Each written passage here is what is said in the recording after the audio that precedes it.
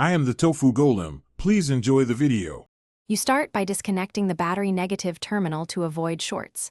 Once done, remove visible screws and pry off the door panel. Keep each fastener grouped so reassembly is simple. Make sure to use a plastic trim tool. Metal will damage clips. Next, pop the switch bezel and unplug the connector while pressing the release tab. This gives you access to the switch module. You're now positioned to open the switch housing and continue with diagnostics. You'll carefully open the switch housing and lay out internal parts so orientation is preserved.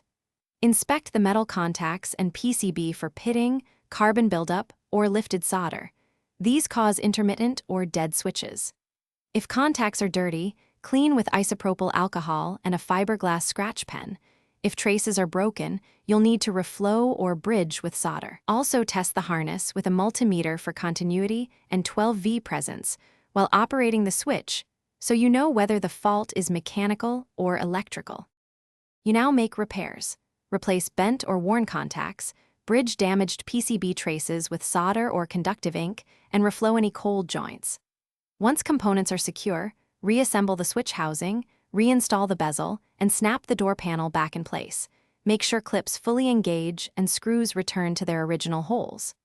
Reconnect the battery and operate every window from both driver and passenger switches to confirm function. Troubleshooting tip: if a window still misbehaves, verify ground at the door frame and retest for voltage drop under load. Thanks for watching. Consider subscribing if we helped you today.